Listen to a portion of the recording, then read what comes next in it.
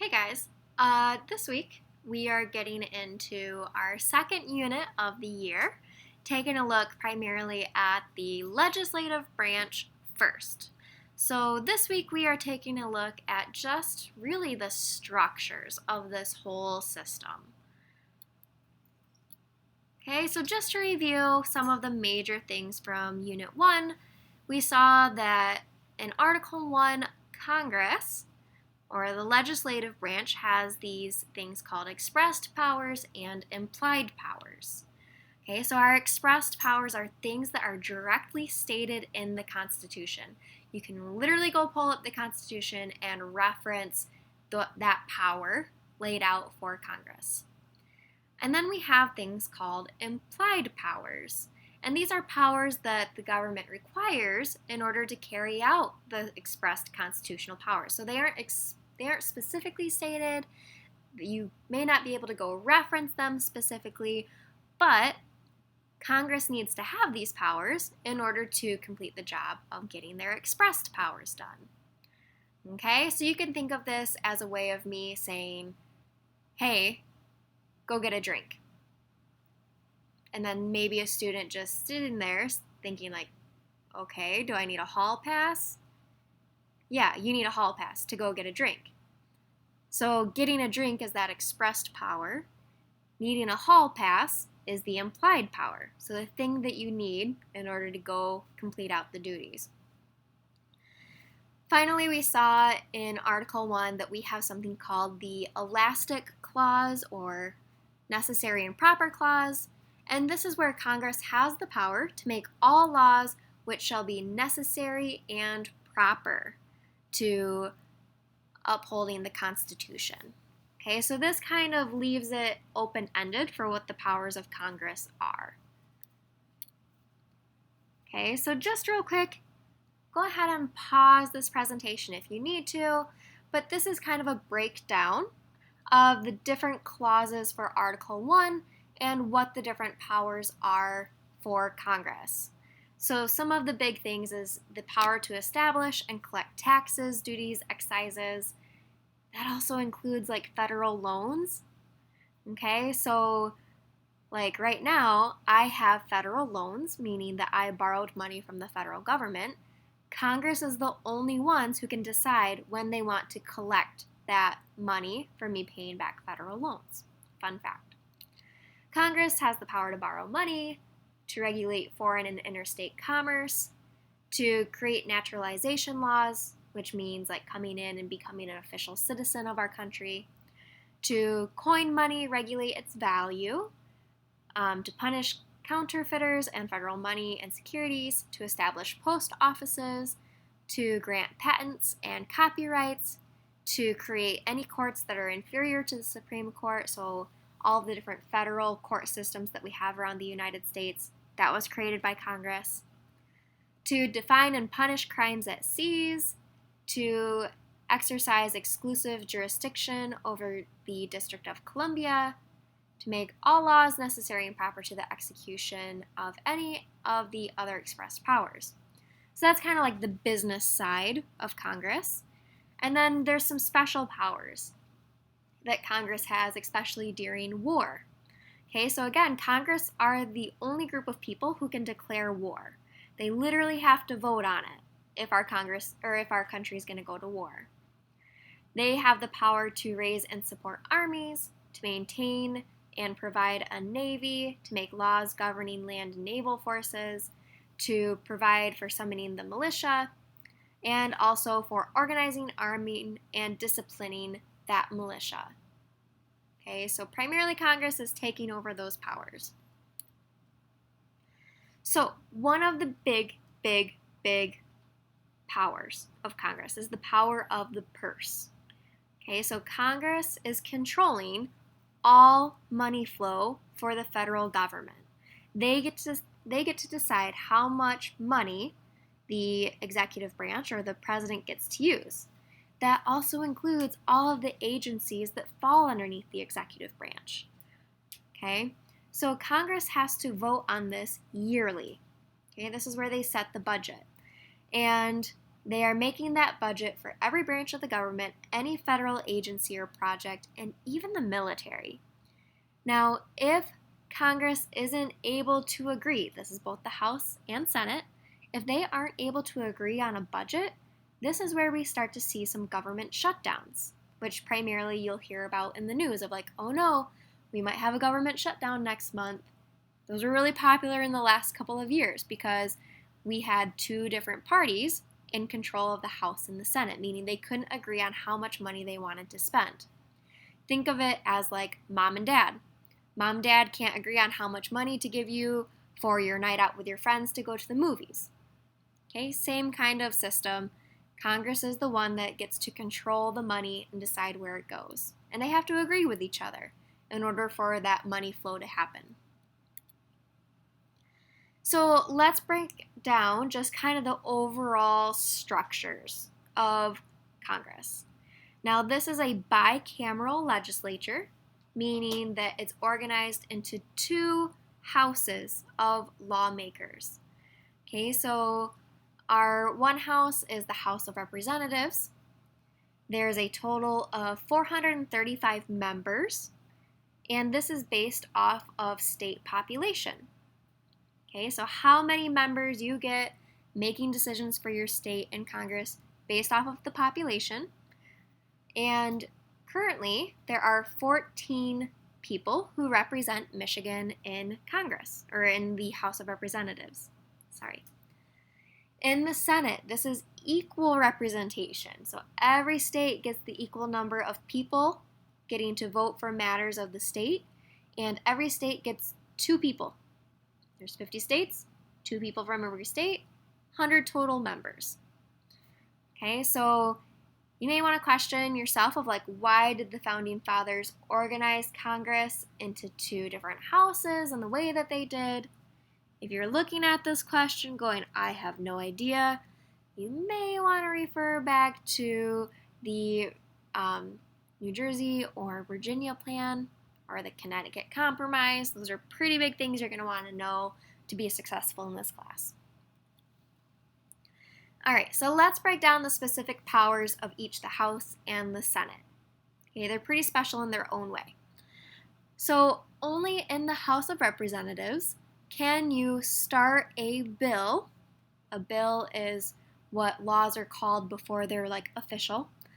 Only the House can start a bill that makes people pay taxes. Okay, so if there's a new federal income tax, or they are raising or lowering any current taxes that there are on people, that has to start in the House of Representatives. Okay? Secondly, only in the House can we decide if a government official should be put on trial if they commit a crime or an act that is unbecoming of a public servant. Okay, so this is called the impeachment process. So this is basically the indictment of someone where the entire House of Representatives comes together, investigates a case, and says, yep, we think this person should go to trial, there's enough evidence here.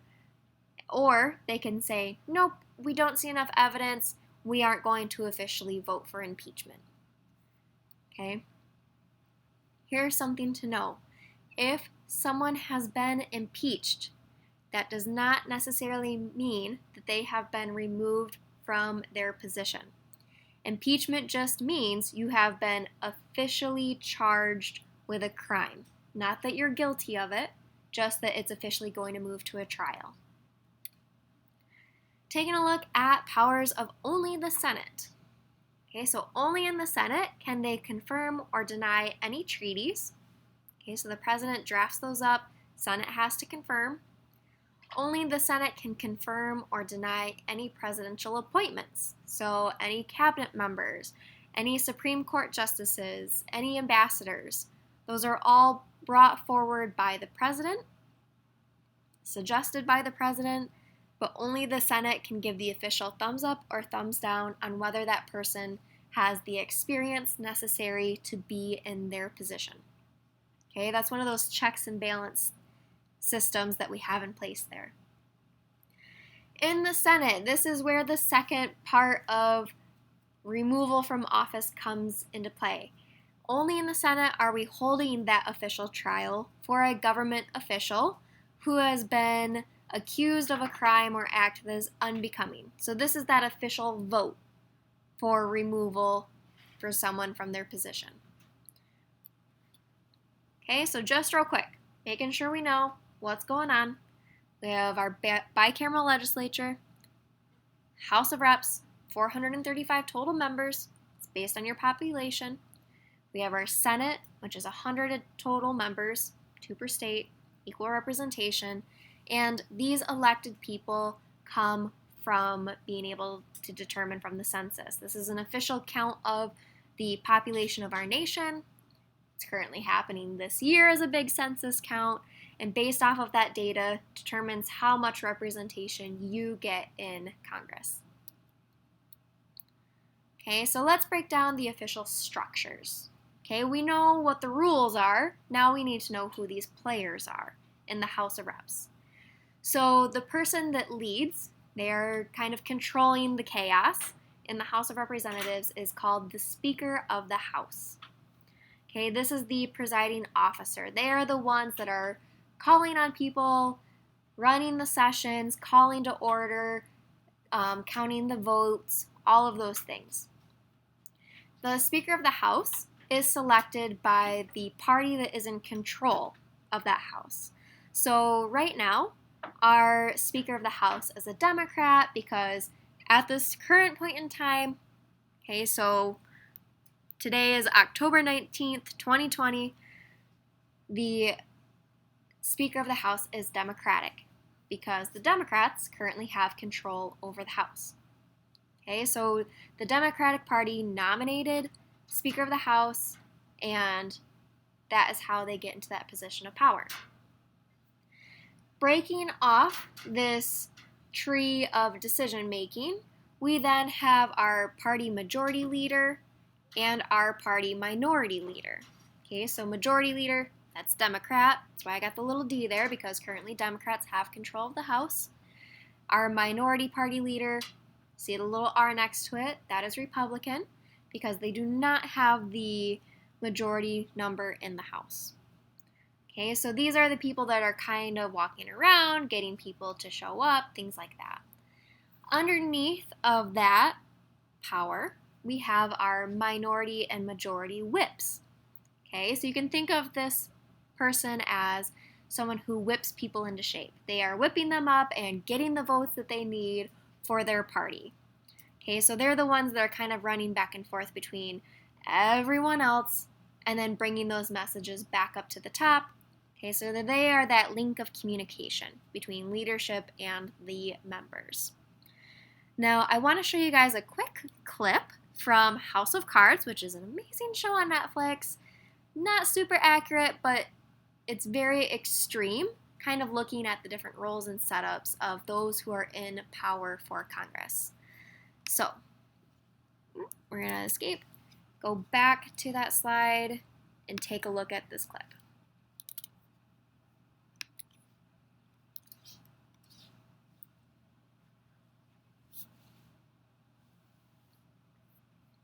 It's amazing what a fresh perspective can teach us. Like realizing fishing isn't about. Gentlemen. So again, this is our whip. So, have either of you changed your minds since we last spoke?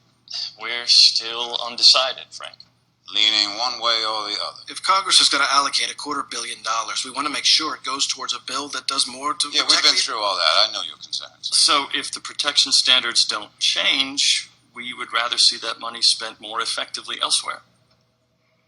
That sounds like you're both leaning no. We've been very clear about what we're asking. Okay. This is you, Abrams. And this is you, Vandenberg. And over here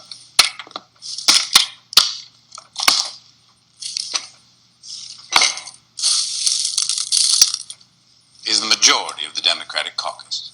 See, you're over there all by your lonesome. Now, You don't mind being the black sheep. You're the liberal wing of the liberal wing. Most of the time, you can vote what you want. We still pass things anyway. But this time, it does matter. And what the two of you aren't taking into account is between this end of the desk and this end of the desk is me. Now, I'm going to say to you what I say to every congressman that sits where you're sitting now. Vote your district. Vote your conscience. Don't surprise me. And the most important one of those is don't surprise me. Now, you're both to meet with my wife tomorrow, and you are to hear her out. She will go through your concerns point by point, and I am certain after that that the two of you will make the right decision. This is the part where you leave. All right, so we are able to get a chance to see that role of whip. Okay, so again, that's someone who is kind of like that communication piece between the leader of the parties and then all of the different members, getting people to vote in a certain way maybe, or talking to them about trying to organize how many more votes do we need to get a bill passed. Okay, so they're typically someone who is a good communicator with the rest of the party. So currently, the Speaker of the House is Nancy Pelosi. Okay, she is kind of the leader of the Democratic Party right now when it comes to the legislative branch. All right, in the Senate, things are a little bit different here for our tree. We don't just have one person that is stated as our leader. We kind of have two.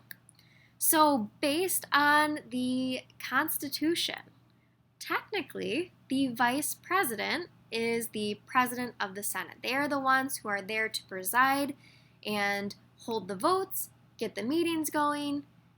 Now, they only vote if there is a tie.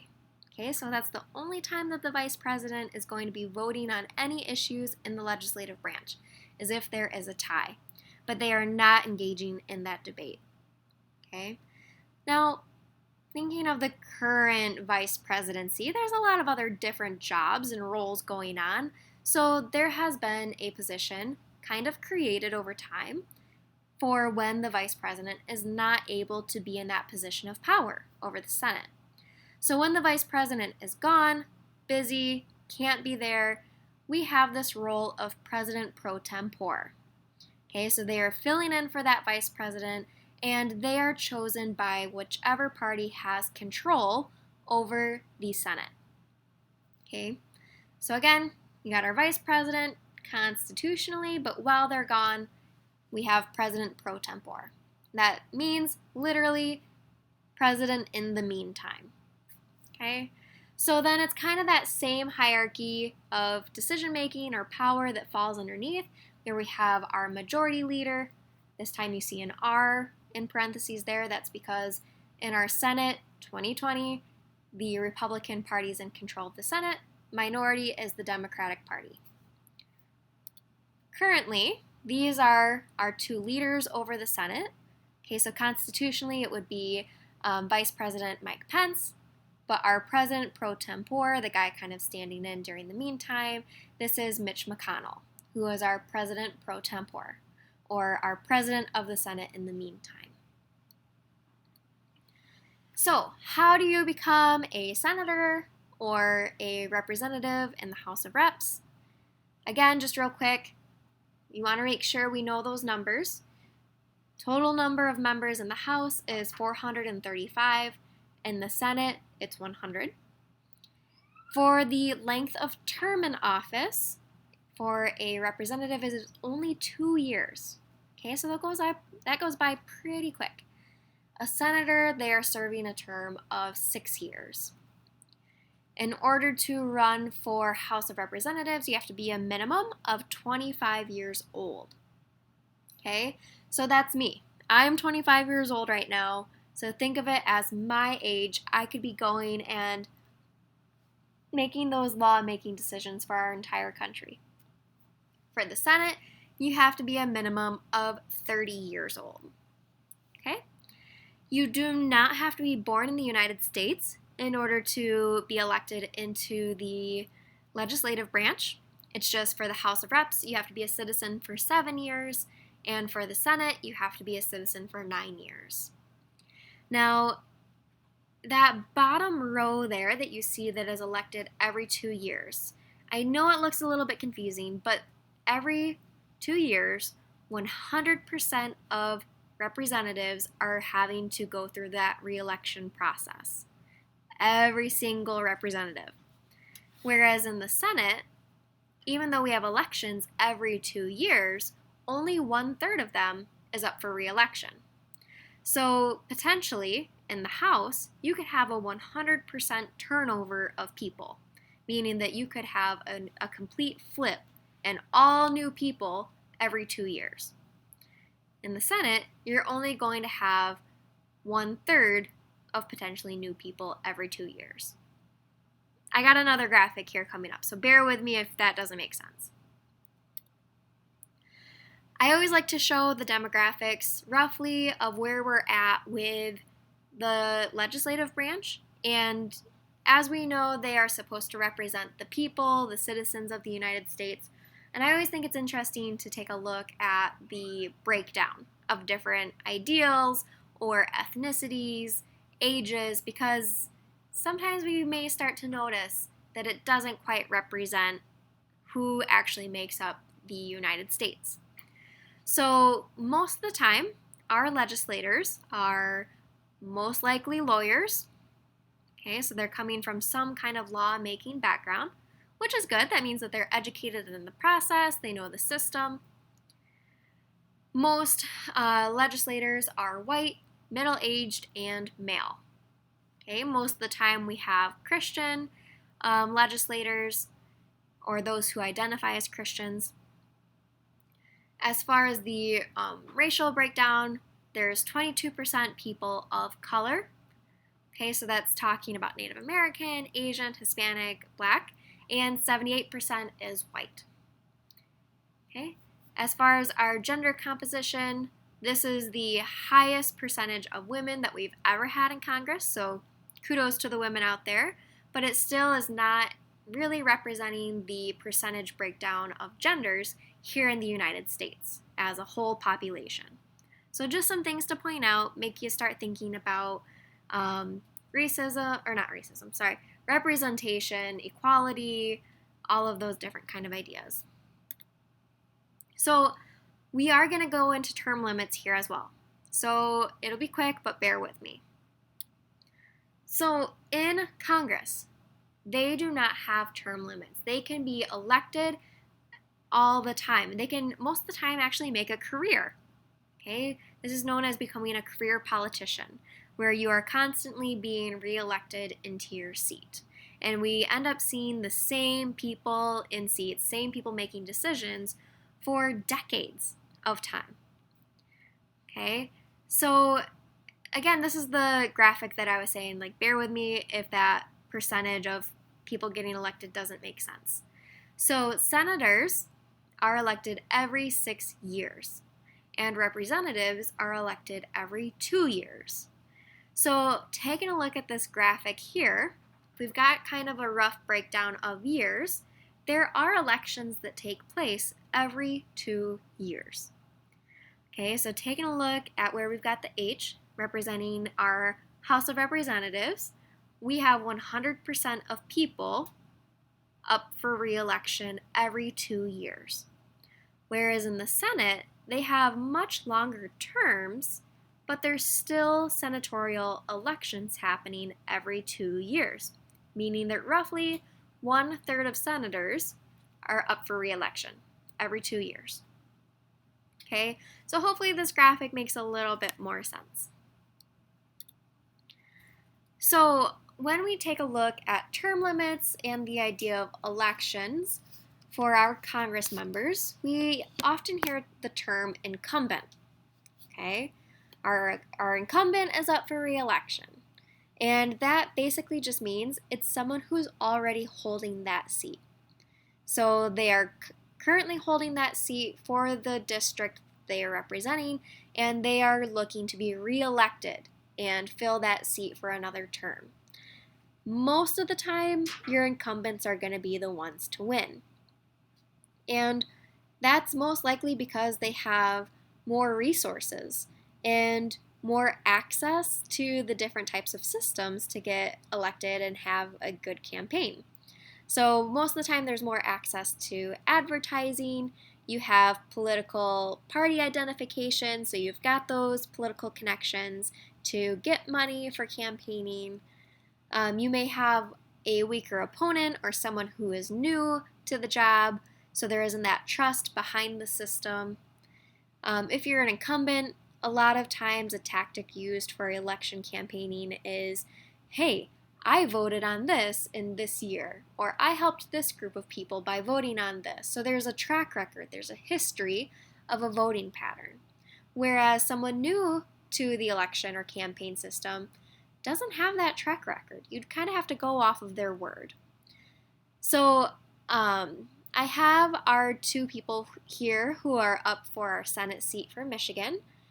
We have Gary Peters, and then the man running against him. I'm so sorry, his name is coming a blank to my head.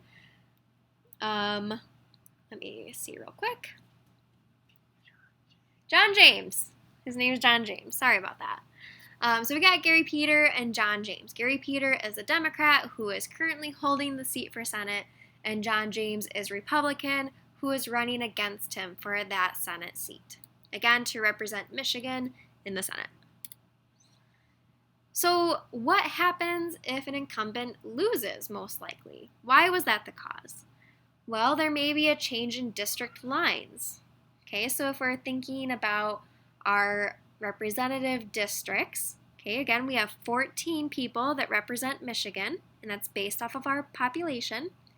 If they were to determine, based on our new census coming out soon, that we have either gained or lost a seat, because we've either gained or lost population in Michigan, that means that the party lines or the district lines would need to be redrawn. Potentially either we're losing that seat in the first place even for elections, or now we are having to redraw lines, meaning there's a new seat, a new area to represent. Sometimes people will receive help from a third political party. Okay, so if the person who is the incumbent is in a political party that a lot of people are not liking, they may get support from, say, the Green Party, the Tea Party, just different political identification. Sometimes there's also things called political tidal waves. This happened after 2016. So President Obama was a Democrat. He had 8 years in office, and after he left, there was what people called a red tidal wave, where it looked like primarily people were starting to vote Republican or in favor of Republicans, and that's when we saw then the current President Trump coming in, as well as a flip in the Senate where the majority party became Republican. Okay, so it'll be interesting to see how elections turn out this year. We might see another tidal wave depending on kind of how things go. But we don't know that data yet, so stay tuned for that. Other times when we see someone new coming into an election and they end up winning the seat is when we have an open seat. So this is when your incumbent is not running again. We currently are seeing this in Michigan with Justin Amash. He was representing our district, and he has decided not to run again. So now the position is open, and we have new people that are campaigning for that position or for that seat representing our district. So when we take a look at the idea of term limits, you kind of get the debate of two sides. Some people believe, hey, we need to limit how many times you can be elected coming into Congress. Whereas on the other side, some people believe, no, we should let them be career politicians. We should allow people to run as long as they want. And there's a couple of ideas that follow this. One side is the idea that you need stability, that we shouldn't have term limits because it allows people to gain their expertise. They're making those political connections with large corporations or donors that are able to supply funds for whatever maybe legislation that's just been passed, or you're able to make those connections to help persuade or convince and get different laws passed. Okay, you need time to learn the system.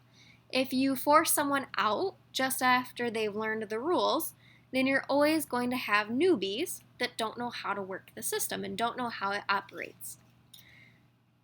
The other side of that argument is that idea that we do need change. We need to get new ideas in, and that by allowing ourselves to continue this system of having career politicians, we're actually going to end up having people in the system making laws that don't truly represent what the people of the United States want.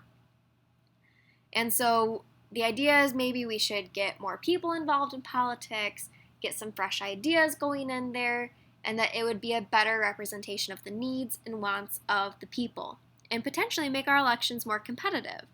Because right now, when you think about voting for a representative or a senator, may not be your primary focus. A lot of times we just think about the presidential election as being like the big voting thing to do, whereas really, a lot of laws are coming out of Congress, and the people who are making those decisions, we're also voting on them. Okay, so these elections are just as important as our presidential election. So we are actually going to stop here, and we're going to kind of finish up this week looking at the structures of the legislative branch still, and this idea of term limits. And should we have them? Should we not? You're going to dive deeper into that question this week.